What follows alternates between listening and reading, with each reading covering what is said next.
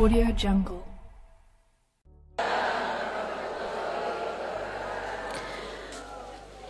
Alhamdulillah. Wassalatu wassalamu ala Rasulillah Muhammad ibn Abdillah wa ala alihi wa sahbihi wa man walah. Subhanaka la ilma lana illa ma 'allamtana innaka antal alimul hakim. Rabbi syrah li sadri wa yassir li amri wahlul 'uqdatan min lisani yafqahu qawli, amma ba'du.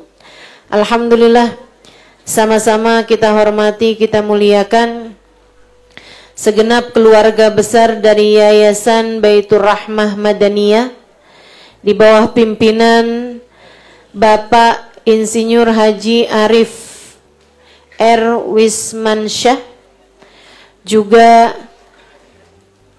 Ibu Ketua Yayasannya Ibu Hajah Siti Ruqayyah.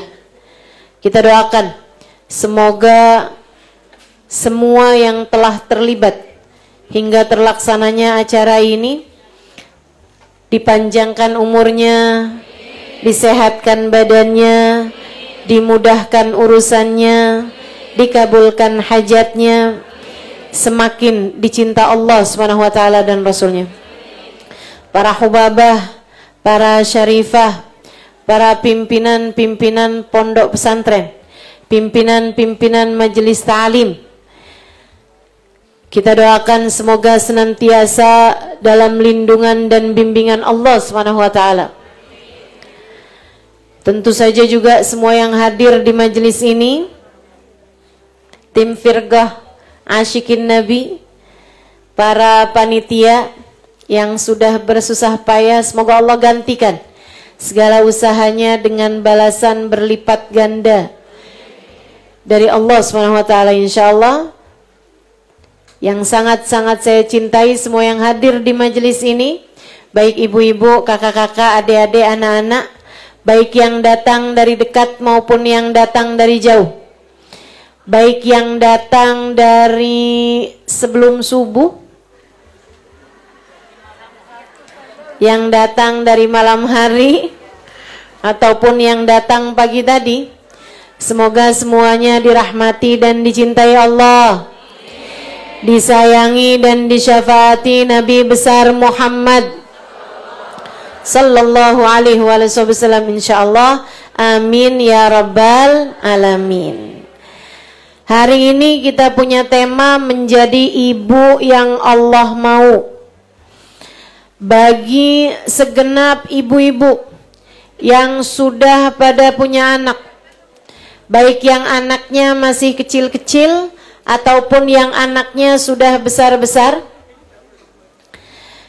baik para ibu-ibu yang masih jadi calon ibu, maksud saya yang udah menikah tapi belum punya anak, ataupun bahkan yang belum menikah tapi berencana untuk menikah apabila datang jodohnya, dan kelak akan menjadi calon ibu-ibu. Saya harap semuanya mendengarkan apa yang akan saya sampaikan, semoga menjadi ilmu yang bermanfaat. Allah pengen kita jadi orang tua yang seperti apa? Ini yang akan kita bahas di pertemuan kali ini. Ibu-ibu sekalian yang saya muliakan, bicara tentang apa yang ingin, apa yang Allah Subhanahu wa Ta'ala inginkan untuk kamu sebagai orang tua, menjadi orang tua yang seperti apa. Mari kita baca Quran surat Luqman, di mana Allah Subhanahu wa Ta'ala menjadikan Sayyidina Luqman Al-Hakim, Luqman yang bijaksana, dalam ucapan-ucapannya kepada anaknya menjadi pembelajaran bagi kita sekalian. Seharusnya yang jadi orang tua seperti itu perlakuannya kepada anak-anaknya. Kata Allah, a'udzu billahi minasyaitonir rajim. Bismillahirrahmanirrahim. Wa idh qala Luqmanu libnihi wa huwa ya'iduhu ya bunayya la tusyrik billah inna syirka la zulmun 'adzim. Wa idh qala Luqmanu libnihi, ketika Luqman berpesan, memberi nasihat kepada anaknya. Ini para orang tua, diharapkan kamu memberi nasihat bukan hanya dengan lisanmu, akan tetapi dengan hatimu dan dengan perbuatanmu. Menjadi contoh. Sebab lisanul hal afsah min lisanil maqal. Kata Nabi Muhammad, lidah perbuatan lebih tajam daripada lidah ucapan. Artinya dia dapat melakukan lebih banyak daripada apa yang dapat dilakukan oleh lisan. Perbuatan-perbuatan kita. Contoh bagi anak-anak kita. Imam Al-Ghazali dalam salah satu ucapannya mengatakan, anak itu seperti bayangan. Kapan ada ceritanya, bayangan bisa lurus jika benda yang ditegakkan, jika tiangnya adalah tiang yang bengkok. Mata yastakimudz dzil wal audu a'waju. Kata beliau, kapan bayangan lurus kalau tiangnya sendiri tiang yang bengkok. Luruskan dulu tiangnya, bayangannya bakalan lurus dengan sendirinya. Anak adalah cerminan bagi kamu sebagai orang tuanya. Anak adalah cerminan dirimu itu, Bu. Maka kalau ibu-ibu bilang anak saya bandel banget, lihat dirimu. Bandel nggak habis-habis. Udah kepala 4, kepala 5. Kalau nonton sinetron ikutan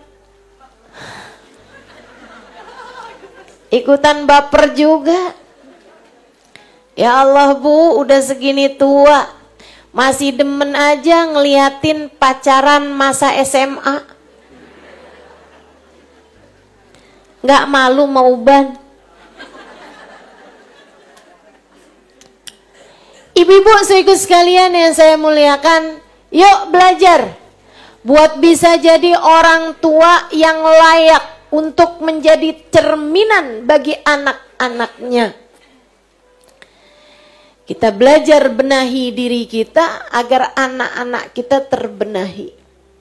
Bahkan ibu-ibu sekalian, kita nih sebagai perempuan, emang Allah menyebut kita sebagai tiangnya negara, tiangnya rumah tangga. Kalau kamu sebagai tiang tuh bener, insya Allah yang lain semuanya bakalan ikut bener bersama denganmu, termasuk anak-anakmu, termasuk suamimu. Kita nih sebagai tiangnya. Apa aja yang mesti kita benahi dalam kehidupan kita sebagai orang tua? Nasihat pertama yang diberikan oleh Luqman kepada anaknya. Wa idh qala Luqmanu libnihi. Ketika Luqman berpesan kepada putranya. Pesannya, ya bunayya la tusyrik billah. Wahai anakku, jangan pernah sekutukan Allah dengan apapun. Inna syirka la zulmun 'adzim. Ketika kamu menyembah selain Allah, ketika kamu menyekutukan Allah dengan sesuatu, itu adalah kezaliman yang paling besar. Yang nyiptain kamu Allah, bisa-bisanya kamu bergantung kepada selainnya. Yang nyiptain kamu Allah, bisa-bisanya kamu hidup untuk selainnya. Iman, ini hal pertama yang harus kamu tanamkan dalam diri anak-anakmu, Bu. Iman, itu yang nomor 1 yang harus kamu tanamkan dalam diri anak-anakmu. Ustadzah, saya ngajarin anak saya buat tidak sholat kecuali kepada Allah, buat beribadah sama Allah. Saya ajarin anak saya sholat, Ustazah. Saya ajarin anak saya buat pakai penutup aurat. Saya ajarin anak saya, Ustazah, buat puasa. Saya udah ngerjain apa belum? Bukan itu, Bu. Itu syariat. Itu yang nomor 2 nanti. Ada.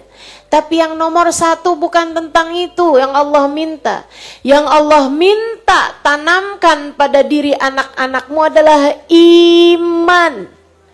Seperti katanya Nabi Muhammad SAW, aku tidak khawatir umatku menyembah selain Allah sesudah kematianku, akan tetapi yang aku khawatirkan antubsat ilaihimud dunya.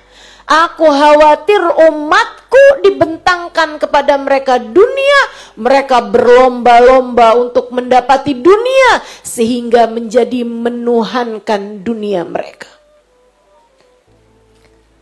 Allah menghancurkan mereka sebagaimana Allah telah menghancurkan umat yang terdahulu karena lombanya mereka terhadap urusan dunia.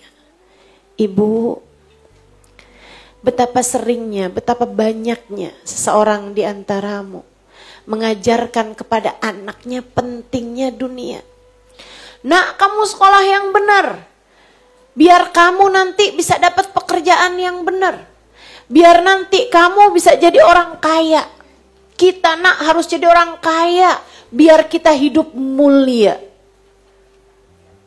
Betapa banyaknya kita nih para orang tua mengajarkan kepada anak kita secara tidak langsung bagaimana menuhankan dunia.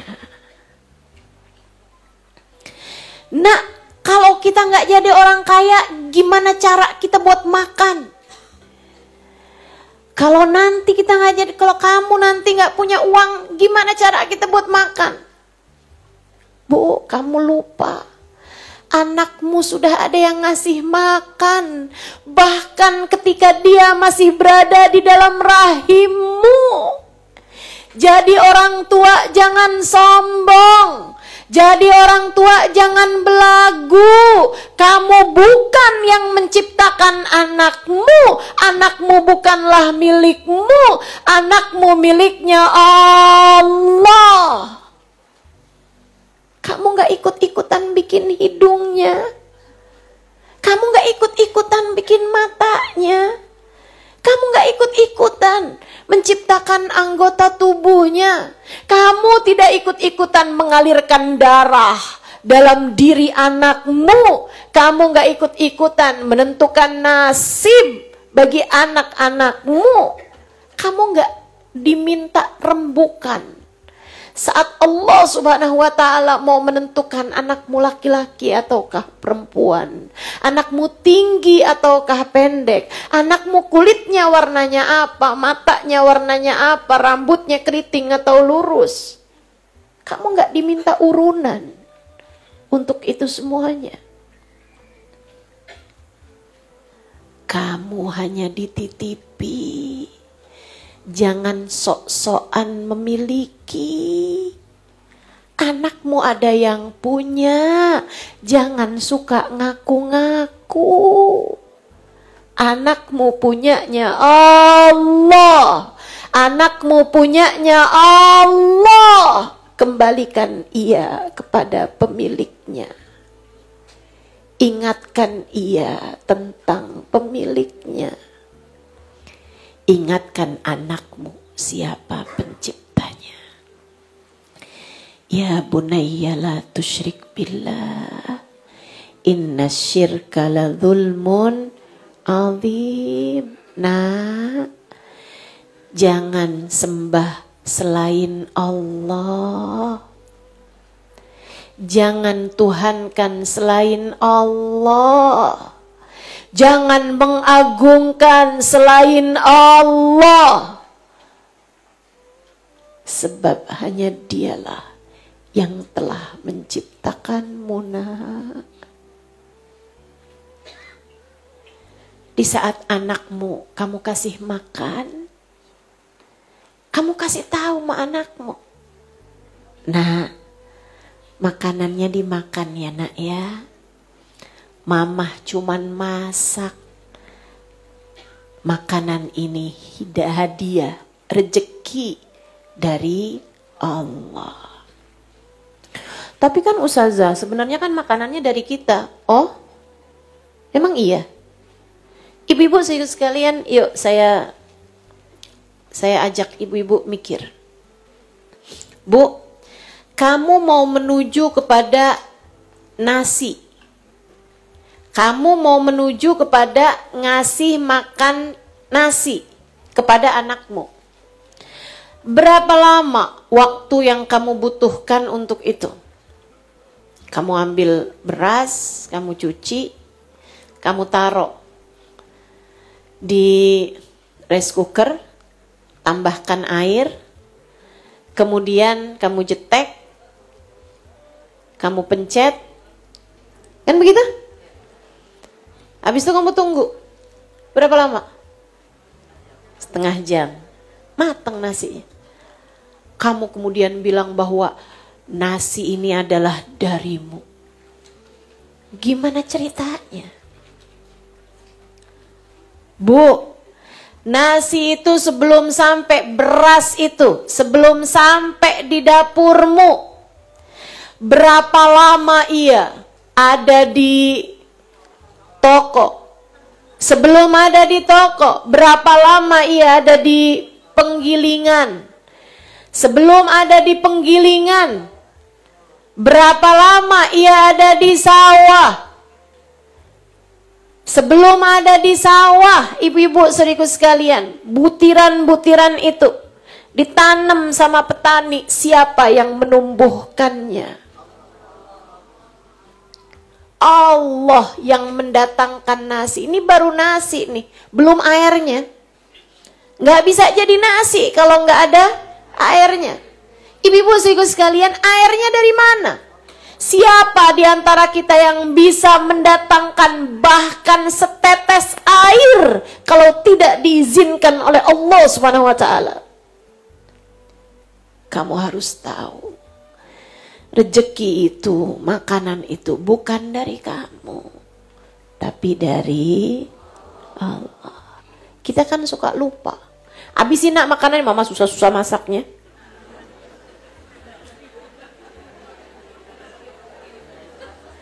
Iya, ada yang begitu? Mana orangnya? Saya. Nanti kalau kamu nggak habis, mama nggak masakin lagi. Biarin, pokoknya mama nggak masakin lagi. Begitu? Belagu kan? Belagu. Sombong kan? Sombong. Berasanya kita semuanya yang bikin. Inna lillahi wa inna ilaihi rajiun. Kita tuh selalu mengingatkan anak tentang betapa mulianya kita. Kita lupa mengingatkan anak betapa mulianya Allah. Sering banget kita tuh bilang, nak, mama ini mamah kamu loh. Dengerin, surga ada di bawah telapak kaki mama. Gak salah, gak salah, cuman belagu. Belagu bener kamu jadi orang tua. Kamu mesti dengerin mama, kalau gak kamu durhaka masuk neraka. Oh, aduh. Ya Allah. Udah kayak yang pasti-pasti surgamu, surga anakmu udah di bawah telapak kakimu gitu. Yang mikirnya tuh surga anak di bawah telapak kaki kita, kan artinya kita pasti masuk surga. Siapa bilang? Siapa bilang? Saudariku sekalian yang saya muliakan, kamu lupa bahwa anakmu sekali lagi meskipun ia lahir dari rahimmu, meskipun kamu mengandungnya 9 bulan, kamu tidak pernah sungguh-sungguh memilikinya. Ia adalah milik Allah. Kamu hanya dititipi, rahimmu hanya dipinjam oleh Allah Subhanahu wa taala 9 bulan, kemudian kamu melahirkannya ke atas muka bumi ini. Jangan terus-terusan diingatkan tentang siapa dirimu. Anak gak bakalan lupa. Tenang aja, anak gak bakalan lupa. Gak ada kan anakmu yang pas kamu bilang, saya ini mamamu loh. Oh iya mah. Oh masa ya mah? Kayak kemarin bukan deh mah. Gak mungkin teman-teman. Gak ada ceritanya anak lupa siapa orang tuanya. Gak ada. Karenanya bukan kewajibanmu untuk mengingatkan anak tentang siapa dirimu itu. Kewajibanmu sebagai orang tua adalah ya bunayya la tusyrik billah inna syirka la dzulmun adzim. Wahai anakku, jangan pernah sekutukan Allah dengan siapapun. Inna syirka la dzulmun adzim. Sesungguhnya menyekutukan Allah, menuhankan selain Allah adalah kezaliman yang sangat besar. Dan di akhir zaman ini, yang sering dituhankan itu bukan sesembahan lain. Kata Nabi Muhammad, inna likulli ummatin ijl, wa ijl ummati ad-dinar wa dirham. Sesungguhnya setiap umat tuh punya sesembahan. Dan sesembahannya umat saya, nggak lain nggak bukan adalah uang. Uang. Kayaknya anaknya disuruh kejar duit aja. Di mana ada duit, tuh, dia tuh. Nah, zaman sekarang udah dah. Mama nggak berharap kamu jadi pedagang. Mama nggak berharap kamu jadi pebisnis. Mama berharap kamu jadi YouTuber. Kamu jadi selebgram ya nak ya. Duitnya banyak. Masya Allah. Ingatkan anak tentang siapa Tuhannya. Ingatkan anak tentang siapa Tuhannya. Saudaraku sekalian yang saya muliakan, saya sering kasih tahu tentang Hubabah Bahiyah. Guru saya di masa kecilnya, itu sampai dengan usia 7 tahun, 8 tahun gak pernah minta sama ibunya. Ibunya heran, akhirnya dibawa pergi ke toko.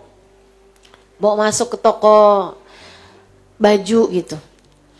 Hubabah Bahiyah liatin baju itu, kelihatannya kayak seneng, tapi nggak minta juga. Ibunya mikir, nih kayaknya kemahalan kali. Dibawa pergi ke toko mainan. Anaknya suruh lihat juga, tapi nggak minta. Kelihatannya kayak seneng gitu, tapi nggak minta. Ibunya mikir, kok anak saya nggak minta ya sama saya. Dibawa pergi ke toko makanan. Kelihatannya kayak seneng, tapi ditungguin anaknya minta nih, nggak minta juga. Penasaran, ibunya dibawa keluar, tanyain. Nak, kamu tadi waktu mama bawa kamu ke toko baju, ada nggak baju yang kamu suka? Ada mah, yang warna pink. Oh normal. Perempuan suka warna pink kan normal. Dia bilang waktu kamu mama ajak ke toko mainan, ada nggak mainan yang kamu suka? Ada mah. Apa? Boneka yang itu mah? Hah? Nak, waktu mama ajak kamu ke toko makanan, ada nggak makanan yang kamu suka? Ada mah. Itu. Kenapa kamu nggak minta, nak? Si anak menjawab, saya udah minta mah, tapi bukan sama mama. Sama siapa nak? Sama Allah. Mamahnya sampai kaget. Jadi kamu selama ini gak pernah minta sama mama, kamu selama ini minta sama Allah nak? Iya mah, Allah kasih, gak pernah enggak mah. Gak pernah enggak mah, selalu Allah kasih. Ini bu, anak dengan keimanan sempurna. Sampai ibunya bilang, saya yakin Bahiyah bakalan jadi orang besar. Dan memang benar, jadi orang besar.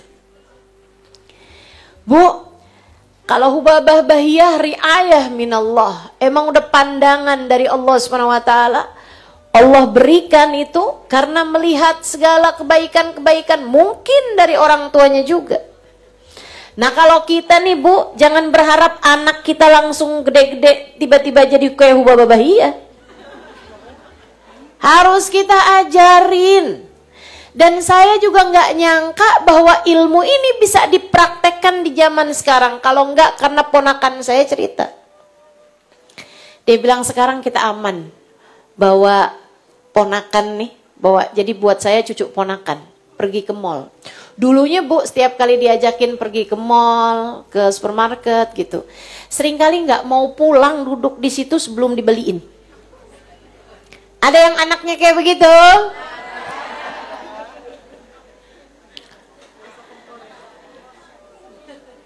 Pokoknya nggak mau pulang, nangis di depan rak. Dan yang saya heran, nih ya, ini kayaknya memang strategi marketing ini ya, S3 kayaknya nih. Para pedagang-pedagang mainan, itu kok bisa-bisanya kalau nawarin barang bukan ke orang tuanya tapi ke anaknya. Betul gak Bu? Bagus ya nak ya mainannya ya nak. Dia lupa apa kalau yang bayar itu bukan si anak. Tapi emaknya gitu kan, dibikin pegel kita melihat. Teman-teman sekalian saya muliakan, itu terjadi sama cucu ponakan saya ini. Kadang kalau diajakin pergi beli-beli gitu, suka nggak mau pulang sebelum dibeliin tuh barang. Nangis di depan raknya. Sampai satu hari ponakan saya dengerin nih tentang hal ini, kemudian mulai dipraktekkan. Tiap kali si anak pengen sesuatu, dibilangin, yang bisa beliin itu bukan kita. Kita nggak pernah bisa beliin apa-apa. Kan yang punya semuanya Allah. Kamu nak waktu lahir, mama cuma bisa ngelahirin doang. Yang nyiptain semuanya Allah. Hidung kamu nih kita nggak bisa bikin. Yang bikin Allah. Yang menciptakanmu Allah, yang menciptakanku Allah, yang menciptakan kita semuanya Allah. Karenanya yang bisa memberikan apapun kepadamu hanya satu, namanya Allah.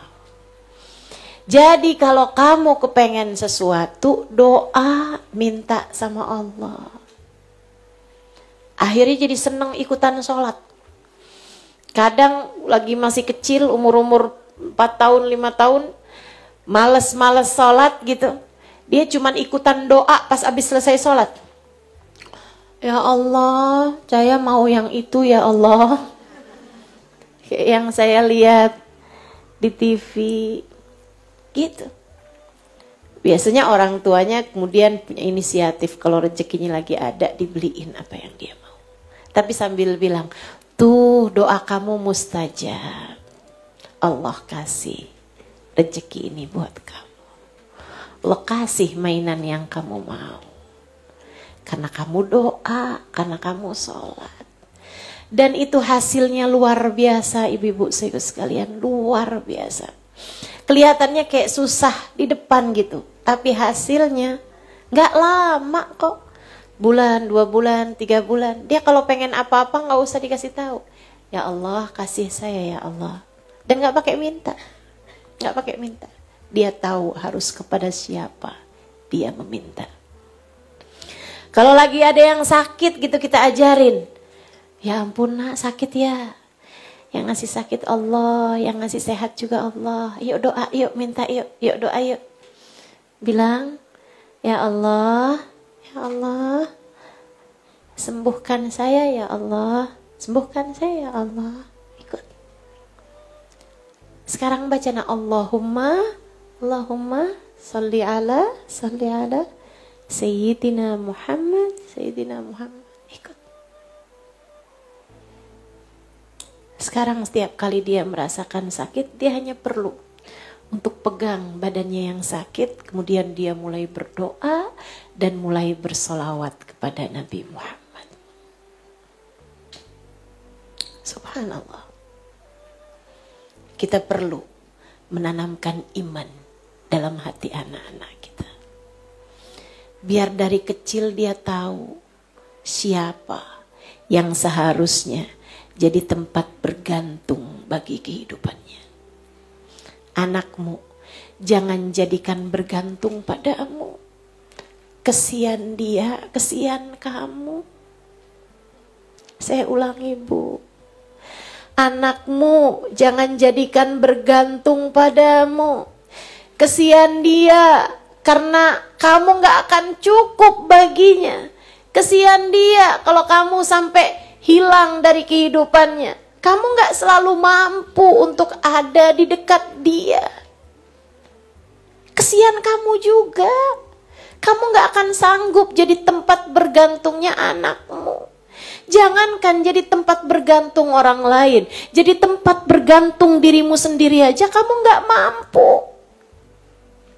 Karenanya, gantungkan anak kepada yang semestinya.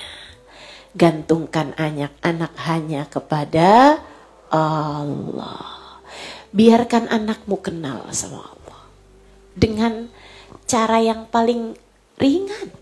Dengan cara yang paling simpel, mengingatkannya bahwa kamu bukan sesiapa baginya selain bahwa kamu dipinjem rahimmu oleh Allah SWT dan kemudian melahirkannya. Itu aja. Sisanya dia milik Allah.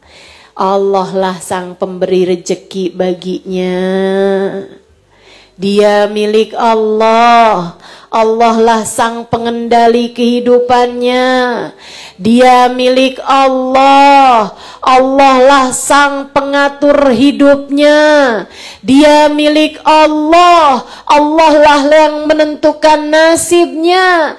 Dia milik Allah. Allah yang memberikan padanya kesehatan maupun rasa sakit. Dia milik Allah. Seharusnya hanya kepada Allah dia bergantung dan berserah. Kenalkan anak kepada Allah. Ya bunayya, innaha in takum mithqala habbatin min khardalin fatakun fi sakhratin aw fis samawati aw fil ardi ya'ti bihallah. Innallaha latifun khabir. Wahai anakku, sungguh jika ada sesatu biji sawi, intaku mithqala habbatin min khardalin fatakun fi sakhratin aw fi samawati aw fil ardi ya'ti bihallah. Anakku, jika ada satu biji sawi, jika ada sesuatu di sakhrah, di batu atau di langit atau di dalam bumi, tidak ada yang dapat mendatangkannya selain Allah. Rizkimu nak, gak ada yang bisa mendatangkannya selain Allah. Nasibmu nak, gak ada yang bisa mengaturkannya selain Allah. Jadi ibu, apapun aja keadaan anakmu, ingatkan dia sama Allah. Jangan terus-terusan kamu ingetin sama urusan-urusan dunia mulu, gak habis-habis. Tuh bapak kamu tuh ngasih transferan dikit banget, mana cukup kayak begitu. Nah tuh, ini kayaknya ya anak nakal, anak gak bener nih, gara-gara emak-emaknya dah saya rasa.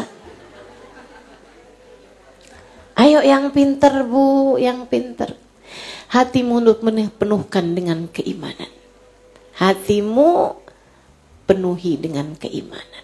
Ingetin diri terus. Kalau lagi gelisah, lagi galau urusan rejeki, terutamanya nih, ibu-ibu nih saya tahu. Seringkali galaunya mau urusan rejeki. Saya ngerti dah. Saya ngerti. Seringnya galau urusan rejeki. Ibu, ingatkan dirimu sebelum kamu bisa mengingatkan anakmu bahwasanya tak ada yang dapat memberikan rejeki kepada kita selain ingetin terus ingetin. Karenanya bu, kamu pengen apapun jangan minta sama suami, kelamaan. Ibu no minta sama suami, Ibu minta misalnya gitu kan 10 juta. Emang dikasihnya 10 juta?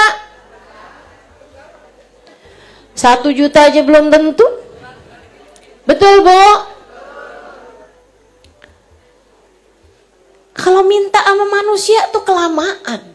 Menurut saya. Menurut saya begitu.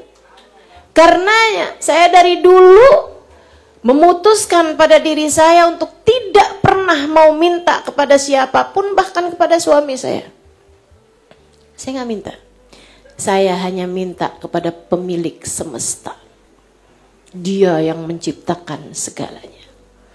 Saya pengen apa aja mintanya sama Allah. Diijabah, diijabah. Diijabah. Diijabah. Gak usah takut, Ibu. Hidup kamu tuh gak usah terlalu banyak takut. Saya kesian sama kamu kalau kamu selalu dirundung perasaan ketakutan yang tak ada habis-habisnya. Minta aja sama Allah. Berserah saja sama Allah. Subhanahu wa ta'ala jalla jalaluhu wa ta'ala ta'atamatu. Saya kalau apa-apa minta sama Allah. Enak. Urusan sama Allah tuh enak, datangnya dalam keadaan terhormat. Tapi kalau kamu mintanya sama suami, mintanya sama orang tua, mintanya sama orang lain, kadang-kadang datang tapi tidak dalam keadaan terhormat. Nih, dasar perempuan matre. Ah tuh. Cewek tuh kalau matre ke laut aja. Bagus deh Bang, saya juga emang udah lama gak ke pantai.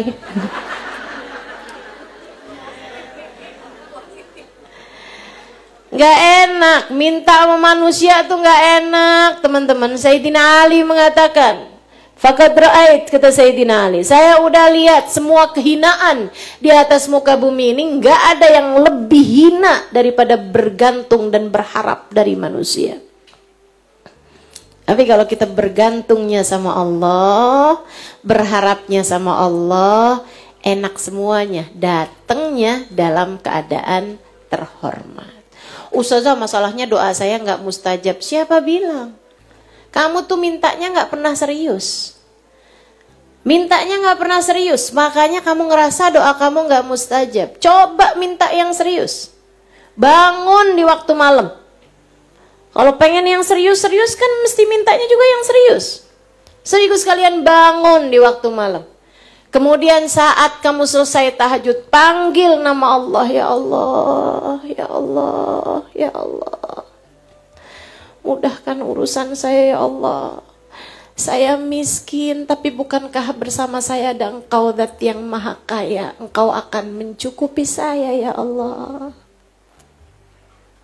Ya Allah, saya takut.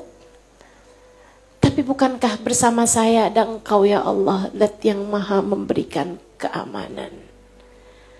Maka selamatkanlah saya, jauhkanlah saya dari apapun yang saya takutkan. Ya Allah, saya bodoh, saya tidak mengerti banyak hal. Akan tetapi bukankah bersama saya ada Engkau, ya Allah, Zat yang Maha mengerti segalanya. Ya Allah, ajarkan dan bimbing saya agar saya dapat menjadi hamba yang Engkau inginkan. Gitu. Jangan belagu jadi orang. Kita ini sama Allah dicipta lemah. Kita sama Allah dicipta bodoh. Kita dicipta sama Allah gak ngerti apa-apa. Kita dicipta sama Allah miskin, teman-teman saudaraku sekalian. Maka berlakulah sebagai hamba yang semestinya. Tawaduklah kepada Allah Subhanahu wa ta'ala. Gantungkan hatimu hanya kepada Allah. Insya Allah. Gak ada yang bisa mendatangkan apapun dimanapun selain Allah. Itu terus kita ajarin anak kita yang kayak gitu. Mah, doain ya mah, saya besok mau ujian. Mah, nanti seminggu lagi saya ujian, gimana dong mah? Oh tenang nak, bersama kamu ada Allah. Kamu hanya perlu ikhtiar, belajar aja nak. Belajar. Nanti mau bantuin doa ya nak ya. Kamu juga doa terus ya nak ya. Semuanya dari Allah semua kok. Tenang aja. Saya ingat ada satu waktu saya terlambat pulang ke pondok pesantren dan saya takut. Ada hal-hal yang bikin saya terlambat pulang kembali ke pondok pesantren dan hukumannya, balasannya tuh kadang-kadang suka agak berat gitu buat saya terima gitu. Kadang-kadang suruh bersihin kamar mandi, sikat kamar mandi berapa banyak gitu kan. Kadang-kadang disuruh bayar apa, kadang-kadang disuruh ngapain, kadang dipukul tangannya berapa kali pukulan gitu. Pondok pesantren saya dulu. Masa saya kecil, umur saya 12 tahun saya udah di pondok pesantren. Jadi ada 1 tahun, ada 1 dari tahun-tahun tersebut itu yang saya pulang terlambat. Sehingga saya ketakutan mau balik ke pondok pesantren itu gitu. Umi saya ngeliatin, kayaknya saya kelihatan kayak takut gitu. Umi ditanya gitu, kamu kenapa nak? Kok kayaknya nggak happy gitu, nggak seneng gitu mau pulang pondok pesantren? Saya bilang iya Mi, takut soalnya udah terlambat. Saya berhenti aja di pesantrennya, saya nggak mau nanti saya dihukum di pesantren. Saya bilang gitu. Umi saya terus bilang gini, emang yang punya pondok pesantren siapa? Guru kamu itu kan cuman guru aja, mau ngedidik aja, orang juga, manusia juga kayak kita. Dia nggak bisa ngapa-ngapain. Yang bisa ngapa-ngapain kan cuman Allah, nak. Dia cuman manusia. Guru kamu cuman manusia. Itu saya kayak yang, hah? Iya ya. Guru kamu cuman manusia, dia bukan Tuhan. Dia bukan penguasa kita. Dia bukan sesiapa yang punya kendali atas diri kita. Yang punya kendali atas diri kita cuma satu, namanya Allah. Umi saya cuman bilang begitu tuh. Nak, dia manusia, guru kamu cuman manusia. Sama, kita semuanya manusia. Nanti Umi doain biar kamu gak dapat hukuman berangkat pondok pesantren. Saya senang banget, saya girang banget.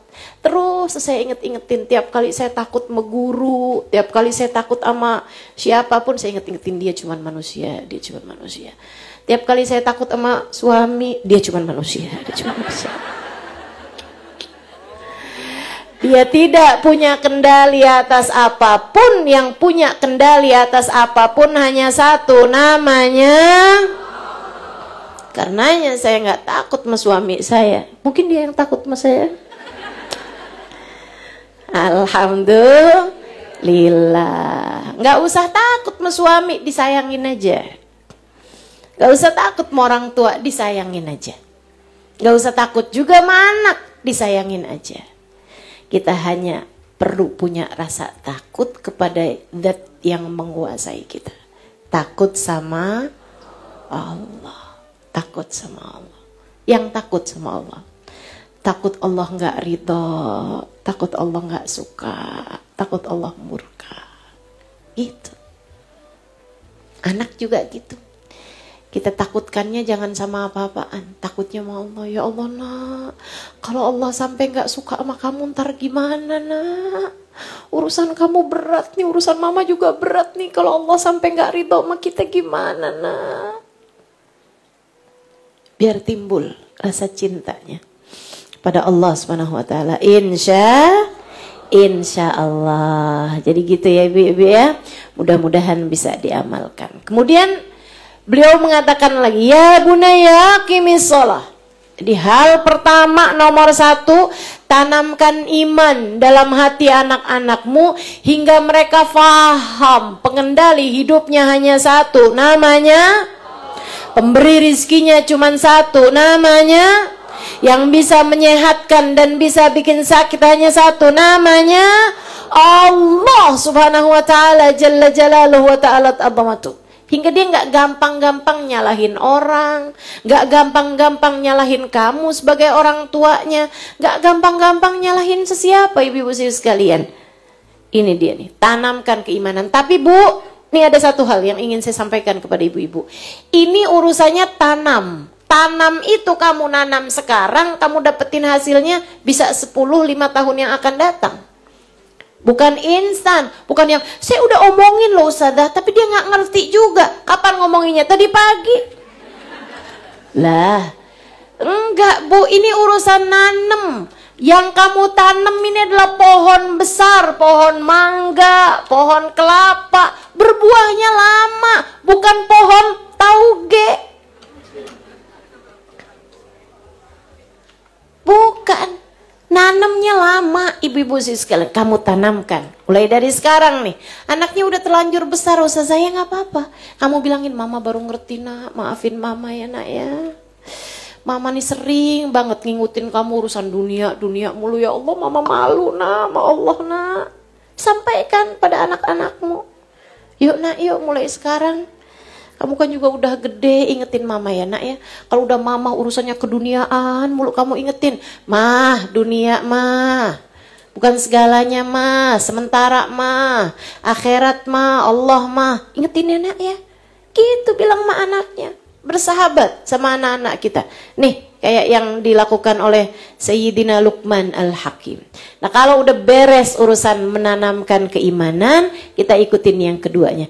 Ya bunayya qimis salata wa'mur bil ma'ruf wanha 'anil munkar wasbir 'ala ma asabak inna dzalika min azmil umur. Anakku sayang, dirikanlah salat. Jangan pernah tinggal salat. Kamu ninggal sholat nak, artinya kamu sudah tidak lagi bernilai dalam pandangan Allah, hingga Allah tidak mengizinkanmu untuk menghadap padanya. Anakku sayang, dirikan sholat.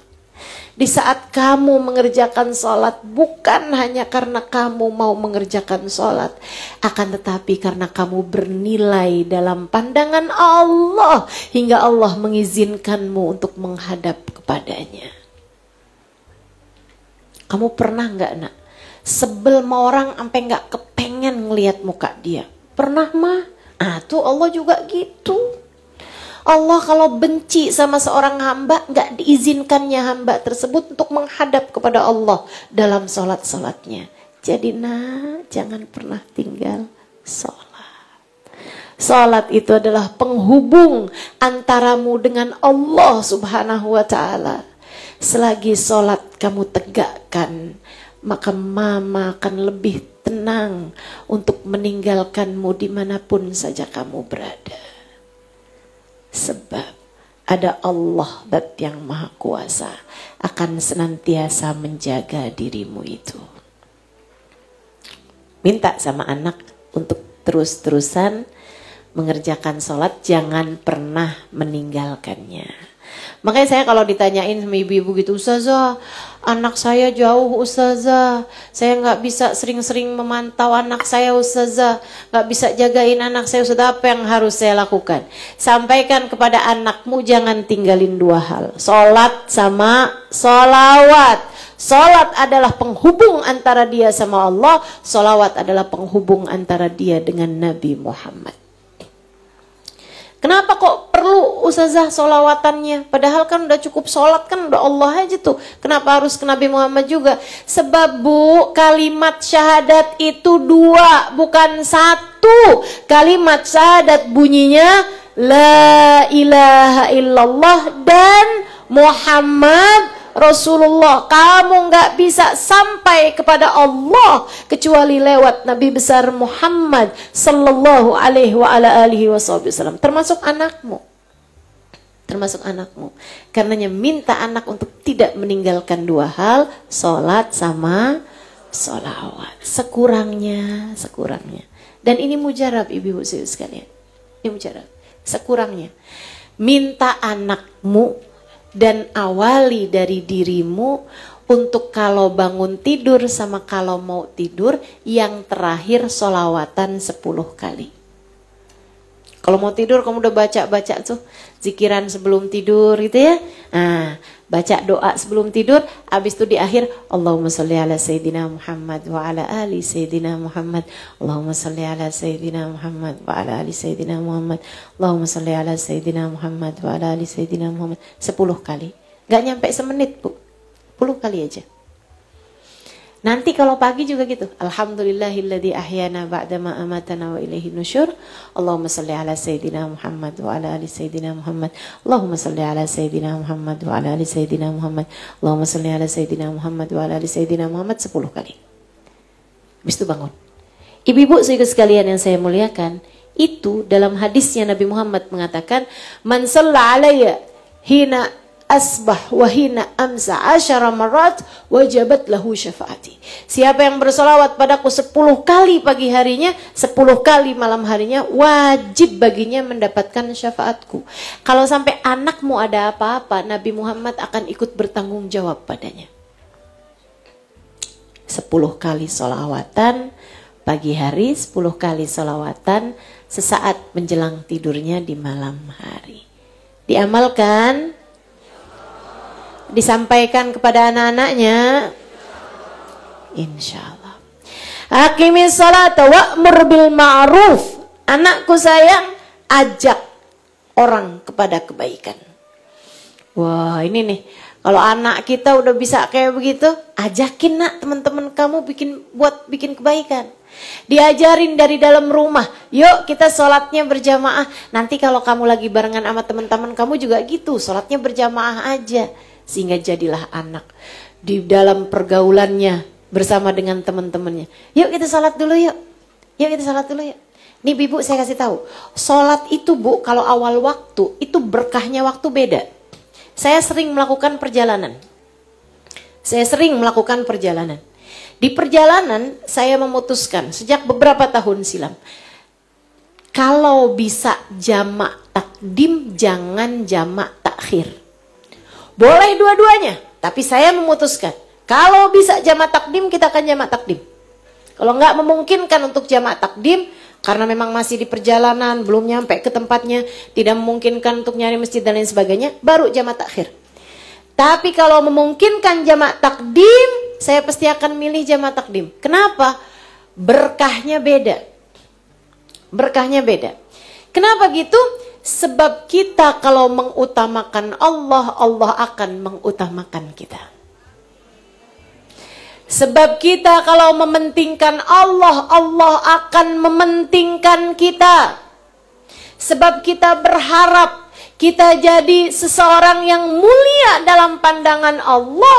Karenanya muliakanlah Allah, utamakan Allah, nomor satukan Allah, sehingga Allah SWT akan memperlakukan yang sama kepada dirimu. Anakmu tuh bilangin juga kayak begitu. Nak, kalau waktu sholat udah datang, duluin sholat nak. Nak, kalau kamu masih bisa jamak takdim, jamak takhir, duluin takdim nak.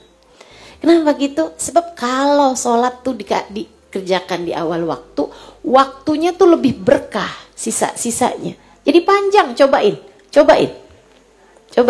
Kamu kerjakan duhur di awal waktu.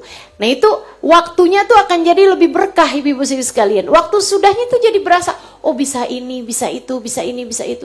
Tapi kalau kamu menunda-nunda sholat, tanggung dan sinetron bagus nih sinetron nih.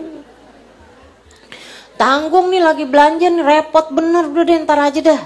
Gitu kan, Tandung lagi scroll Shopee. Gitu kan, tiba-tiba pas lihat udah 2:30 aja belum sholat asar. Belum sholat duhur ya. Udah jam 2:30 belum sholat duhur. Waduh, kelimpungan tuh sholat. Enggak jadi apa-apa waktunya. Enggak berkah waktunya. Karenanya cobain, kerjain sholat awal waktu. Ajarin anak buat mengerjakan hal itu agar anak juga bisa ikut-ikutan dakwah wa'mur bil ma'ruf wanha 'anil munkar. Cegah orang dari keburukan-keburukan. Kalau ada orang mau jahatin teman kamu, bilangin nak, nasehatin, kasih tahu. Gitu. Wanha 'anil munkar wasbir 'ala ma asabak. Anakku sayang yang sabar, yang sabar. Mah, tadi saya dijahatin sama fulan. Oh, siapa tuh orangnya? Kamu datengin lagi besok. Oh, enggak gitu caranya. Nggak habis-habis. Kekerasan dibalas dengan kekerasan tidak akan terjadi kebaikan. Kekerasan dibalas kekerasan tidak akan melahirkan kebaikan. Akan tetapi kalau kamu mau kekerasan dibalas dengan kebaikan, maka akan lebih banyak kebaikan yang terjadi. Wasbir alama asobak. Sabar-sabarin. Bukan sabar-sabarinnya tuh kayak gini. Yaudah nak, gak apa-apa nak, kamu sabar aja. Ntar dia bakalan kena batunya satu hari nanti. Nanti kalau pas dia lagi kena batunya, tuh syukurin dia, syukurin. Kamu tinggal bilang aja, tuh kan. Nggak gitu. Artinya sabar adalah kekuatan hati untuk tidak membalas keburukan, akan tetapi mengembalikannya kepada urusan Allah. Balikinnya sama Allah aja. Nggak apa-apa nak, tenang aja ya nak ya. Nanti kalau kamu sabar nak, kamu bakalan dapat pahala dari Allah. Nggak usah fokus sama yang jahatin dia. Fokusnya sama dia aja. Fokusnya sama dianya aja. Sama anak kamu aja fokusnya. Nggak usah yang kamu cari tahu siapa tuh anak yang ini yang itu. Nggak usah. Oh kamu ya Allah nak, mama doain nak, insya Allah nak. Mudah-mudahan ada pahala, ada kemuliaan, ada kebaikan yang akan kamu dapat di masa yang akan datang. Tenang ya nak ya. Orang kalau sabar nak, fasobrun jamil. Sabar itu indah. Sabar itu nak, rasanya pahit tapi hasilnya manis. Tenang aja, hasilnya bakalan bagus. Kamu akan jadi orang-orang yang lebih kuat. Kamu akan jadi orang-orang yang lebih mulia. Kamu akan terus gitu. Anak-anak kita tuh disabar-sabarkan. Itu wasbir ala ma asabak, inna dzalika min azmil umur. Kemudian hal terakhir yang disampaikan oleh Luqman Al-Hakim kepada anaknya sesudah syariat hakikatnya diajarkan itu kan ya, tentang keimanan, kemudian lagi syariatnya diajarkan kepada anak-anak kita untuk mengerjakan sholat, jangan pernah tinggalkan sholat, ibadah-ibadah mereka dikerjakan. Kemudian beliau juga mengajarkan etika, adab kepada anaknya. Kata beliau, wala tusair khaddaka linnas. Janganlah kamu memalingkan wajah dari manusia. Jangan songong, ya, sama orang jangan sombong. Jangan sombong orang. Wala tamshi fil ardi maraha, jangan berjalan di atas muka bumi dalam keadaan sombong. Walaupun teman kamu nak ada yang nggak punya, kasih. Ini cuma urusan rezeki nak, Allah kasih. Jangan mentang-mentang kamu punya baju bagus, kamu punya tas bagus, kemudian kamu merendahkan teman-temanmu yang nggak punya harta. Karena bu, serem. Anak zaman sekarang serem. Ada anak-anak tuh yang di sekolahnya itu udah ngomongnya tuh yang, kamu apaan tuh tasnya? Allah itu KW. Bisa begitu padahal anak SD. Masya Allah, ngeri banget sih ini. Orang tuanya tuh kayak ngajarin biar kamu gak direndahkan, mama akan kasih kamu ini, kamu kasih itu. Gitu ya, sehingga akhirnya anak berbangga-bangga dengan harta orang tuanya, yang kemudian jadi anak-anaknya jadi berjalan di atas muka bumi dalam keadaan penuh kesombongan. Dan yang kayak begini, innallaha la yuhibbu kulla mukhtalin fakhur. Sesungguhnya Allah tidak menyukai orang-orang yang berjalan dengan sombong dan membanggakan diri. Kemuliaan mona ada pada Allah. Kalau kamu dilihat Allah dengan pandangan penuh cinta, nah itu baru mulia. Kalau kamu nak bisa ngerjain sholat, ibadah dengan benar, itu baru kamu jadi orang-orang yang mulia. Kalau kamu bisa tawadhu sama setiap orang, kalau kamu bisa berbuat baik sama setiap orang, kamu jadi orang yang mulia. Kasih tahu ajaran-ajaran Islam kita ini sehingga anak bisa menjadi orang dengan akhlak yang terpuji, dengan ibadah yang indah. Waqsid fi masyik waqdud min sautik. Anakku sayang, yang sederhana kalau jalan. Hidup kamu tuh nak yang sederhana aja. Nggak usah berlebih-lebihan dalam segala hal. Waqdud min sautik, suara kamu jangan kenceng-kenceng. Suaranya jangan kenceng-kenceng. Ibu, tapi bicara tentang suara nih Bu ya. Subhanallah, subhanallah. Anak tuh cara bicaranya, volume suaranya hanya ikut sama apa yang biasa dia dengar di dalam rumahnya.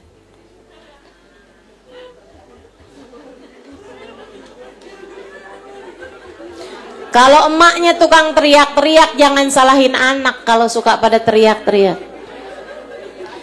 Saya punya saudara, dia ada bilang, doain dong nih anak saya nih, dia nggak bisa ngomong, bisanya teriak, nggak bisa jalan, bisanya lari. Masya Allah. Tapi memang kalau orang tuanya kayak begitu, anaknya kayak begitu. Saya kasih tahu sama dia, kamu pengen anak kamu suaranya pelan? Dia bilang, oh, gimana caranya? Gini, kamu kalau ngomong sama dia pelan-pelan. Kamu kalau ngomong sama dia, kalau perlu bisik-bisik. Lihatin, dia juga akan ngomong yang sama. Nanti kalau udah mulai terbiasa, dia bicaranya pelan, nanti dia akan ngomongnya juga suaranya pelan. Ibu, saya kasih tahu, kenapa anak suka teriak? Saya kasih tahu nih. Karena saya banyak tahu, makanya saya bisa kasih tahu. Bu, kenapa orang bisa suaranya keras? Karena sebagian orang merasa dia tuh, si orang yang suaranya keras ini, merasa kalau suaranya pelan tidak didengarkan. Sehingga akhirnya dia biasa bersuara keras. Kalau kamu kepengen anakmu ngomongnya nggak teriak-teriak, biasakan untuk mendengarkan saat dia berbicara pelan. Sekarang udah terlanjur nih Ustazah, suaranya keras mulu. Oke, saat dia suaranya keras, kamu panggil dia, kamu dudukkan. Kamu mau ngomong apa sayang? Sekarang ngomong dengan suara pelan, mama akan mendengarkan. Nanti dia mulain tuh ngomongnya pelan. Maksud saya tuh mas, saya mau ini, mau itu, mau itu. Oke, mama akan dengerin kamu. Nanti besok-besok kalau ngomong sama mama jangan keras-keras gitu nah. Mama kan gak tuli. Kamu ngomong aja dengan suara pelan, mama akan dengarkan. Insya Allah. Tuh ya. Ibu-ibu tahu kenapa suara suamimu seringkali keras? Karena dia merasa keras aja belum tentu didengerin sama bininya. Apalagi pelan.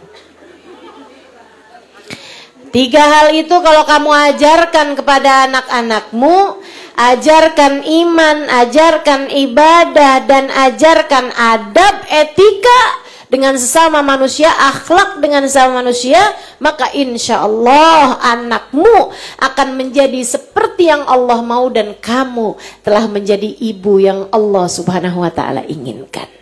Kita minta kepada Allah pandangan rahmat dan kasih sayangnya. Oh ya, terakhir, hal terakhir yang harus kamu lakukan kepada anak-anakmu, Bu, saya sangat menekankanmu hal ini. Satu hal ini saya minta sama kamu untuk jangan kamu tinggalkan. Saya akan bantu kamu, saya akan bantu. Tapi saya minta sama kamu untuk jangan meninggalkan hal ini. Doakan anakmu, Bu. Doakan, terus doakan anakmu. Yang serius doanya. Yang serius.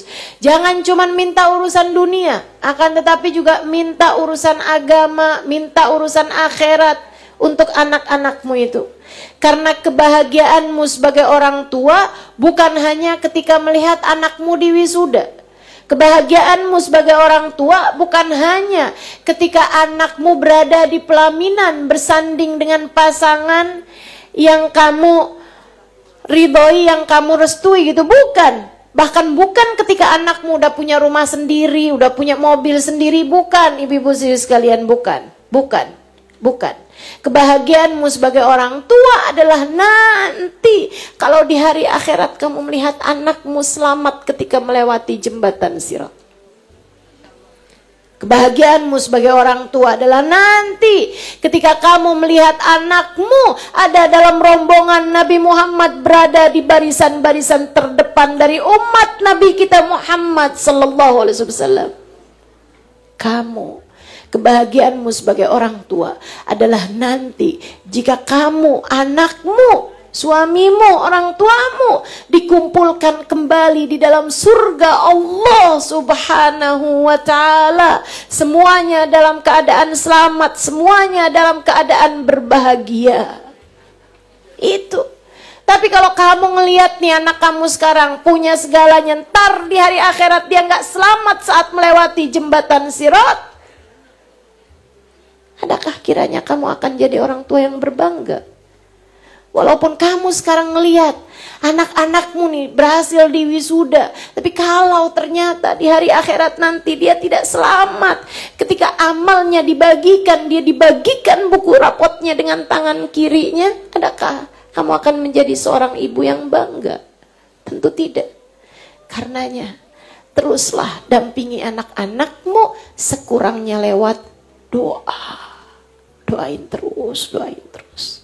Angkat tanganmu, bilang, ya Allah, Engkau minta saya untuk jaga anak-anak saya, ya Allah. Nyerah, ya Allah, nggak bisa jagain anak, ya Allah. Tolong bantuin saya jagain anak-anak saya, ya Allah. Jaga anak saya sebagaimana Engkau telah menjaga anak-anak para kekasih-kekasih-Mu, ya Allah. Bantu saya untuk bisa jaga anak-anak saya. Dan jagakanlah anak-anak saya untuk saya, ya Allah. Maafkan saya, ya Allah, belum bisa jadi ibu seperti yang Engkau mau. Saya minta padamu, ya Allah. Dengan segala kekurangan saya, dengan segala kehinaan saya minta padamu, ya Allah. Muliakan saya sebagai orang tua, muliakan anak-anak saya, ya Allah. Jadikan anak-anak saya anak-anak yang mulia dunia akhiratnya, ya Allah. Saya titipkan anak-anak saya padamu, ya Allah. Jaga mereka seperti Engkau telah menjaga hamba-hambamu yang soleh-soleh. Doain, doain, doain anak-anakmu. Kesian, kesian. Saya ngelihat anak-anak ibu-ibu tuh ada di luaran sana tuh, di sekolah, kesian. Di lingkungan, kesian. Ada banyak godaan-godaan, Bu, yang gak sama kayak zaman ibu waktu muda dulu. Gak sama kayak zaman ibu waktu kecil dulu. Pembulian-pembulian di sekolah itu sekarang modelnya udah gak sama, udah lebih mengenaskan lagi. Ibu gak serem nih sama yang bisa datang dari keburukan-keburukan untuk anak-anak ibu zaman-zaman sekarang ini. Serem. Saya aja nggak punya anak, serem ngelihatnya. Karenanya, Bu, perlu banyak doa, ibu-ibu sius sekalian. Nggak kesian apa sama anaknya sampai nggak didoain. Doain yang serius doanya, air matamu perlu untuk kamu mintakan kepada Allah Subhanahu wa taala. Perlu untuk kamu minta dengan sungguh-sungguh pada Allah Subhanahu wa taala. Udah nggak usah pusing-pusing mikirin, nih kayaknya suami saya nih ya lagi ada gelagat-gelagat, daruh, nggak usah deh. Kamu punya banyak PR, benerin aja anak-anak kamu, benerin diri-diri kamu, minta sama Allah Subhanahu wa taala. Rahmati Allah Subhanahu wa taala. Nggak usah terlalu kepo sama isi HP-nya suami kamu. Nggak usah. Jangan urusin yang bukan urusan kamu. Kamu punya waktu, pakai buat sungguh-sungguh. Naikkan level kamu sebagai seorang ibu, naikkan level anak-anak kamu di mata Allah Subhanahu wa taala. Ibu-ibu saudariku sekalian yang saya muliakan, saya mau cerita nih. Terakhir ini ya. Sayyidin Hubabah Syarifah beberapa waktu yang lalu datang ke Indonesia. Terus ada satu kajian beliau yang begitu menyentuh hati saya. Kata beliau, abahnya itu seorang wali, Bu. Abahnya Hubabah Syarifah, seorang ulama terkemuka, menulis banyak kitab dan melahirkan banyak ulama-ulama. Salah satunya adalah guru saya, Sayyidil Habib Umar bin Hafid, adalah murid beliau. Habib Zain bin Smith di Madinah, itu juga murid beliau. Penulis kitab At-Taqrirat As-Sadid. Ulama yang luar biasa besarnya. Habib Muhammad bin Abdullah Al-Haddar. Orang tahu doa beliau mustajab. Orang tahu beliau adalah orang yang sangat-sangat berkah. Ada seorang ibu nangis kepada Habib Muhammad Al-Haddar. Dia bilang, Bib, anak saya nakal banget, Bib. Gimana saya ngadepin anak saya, Bib? Anak saya nih, Bib, umur anggaplah kayak 13-14 tahun gitu. Nakalnya, Bib, gak bisa saya bilangin. Nakalnya gak ketulungan, Bib. Tolongin, Bib, apa yang harus saya lakukan kepada anak saya? Katanya Habib Muhammad bin Abdullah Al-Haddar, Bu, saya akan bantu doain anak ibu. Siapa namanya? Sebutin gitu kan namanya. Dia bilang, saya akan bantu doain anak ibu. Tapi, ibu harus tahu, doamu sebagai ibu jauh lebih mustajab daripada doa saya. Daripada doa saya. Sebab, biar bagaimanapun anggaplah beliau wali, hanya wali, Bu. Tapi doamu sebagai ibu kepada anaknya, kata Nabi Muhammad, setara doa Nabi bagi umatnya. Jadi doa kamu lebih mustajab. Kayak kamu nangis sekarang di hadapan saya, nangis juga kamu di hadapan Allah saat bangun malammu. Bu, kamu jangan ngarep anak kamu soleh solehah kalau kamu bahkan gak bangun malam. Kalau kamu bahkan subuhnya aja kesiangan, rada susah ngarepnya. Kita punya waktu nih gak lama lagi nih hidup kita di dunia ini. Kalau kita gak kerjain dari sejak sekarang mau kapan lagi? Saya sangat berharap ibu-ibu mengerjakan hal ini. Ibu-ibu sekalian, apalagi kita nih sekarang berada di bulan mulia, di hari-hari mulia, Bu. Bulan Dzulhijjah dan berada di Asyrul Awal dari bulan Dzulhijjah 10 hari yang pertamanya. Doa mustajab, doa mustajab. Doamu untuk anakmu, bangun di waktu malam, bangun jam 3, jam setengah 4, bangun. Bangun. Sholat, bukan cuma buat pipis doang ya Bu ya. Bangun, sholat. Kemudian habis selesai sholat, ibu angkat tangannya, nangis sama Allah. Ya Allah, tolong jaga anak-anak saya ya Allah. Tolong jaga anak-anak saya ya Allah. Saya nggak ngerti gimana cara jaganya ya Allah. Tolongin anak-anak saya ya Allah. Saya nggak tega ngebayangin kalau mereka jauh darimu. Gimana nasib mereka di akhirat ya Allah. Saya nggak tega ngebayangin mereka terhanyut kepada dosa dan perbuatan-perbuatan salah. Tolongin anak-anak saya ya Allah. Tolongin anak-anak saya. Tolongin saya, tolongin anak-anak saya. Nangis sama Allah SWT. Dia bilang dia kerjain itu setahun, 2 tahun, 3 tahun si ibu ini. Kata Hubabah Syarifah, saya ngelihat dengan mata kepala saya sendiri. Anak yang tadinya bandel, tadinya kayak begitu keadaannya, berubah 180 derajat. Di usia-usia belum menikah dia sudah hafal seluruh Al-Quran 30 juz. Bahkan pernah menghatamkan Al-Quran hanya dalam 2 rakaat sholat sunnahnya. Jadi orang paling soleh di antara teman-temannya. Kenapa gitu? Doa ibunya dengan linangan air mata di waktu malam. Bu, kamu pengen jadi ibu yang Allah mau, saya udah ajarin tuh. Tanamkan keimanan, ajakin anak berbuat kebaikan dan ketaatan bersama-sama sama anak, bareng-barengan. Kerjain sholat jangan tinggal, ibadah jangan tinggal, rumah kamu tuh penuhi dengan kebaikan-kebaikan yang dikerjakan bersama-sama.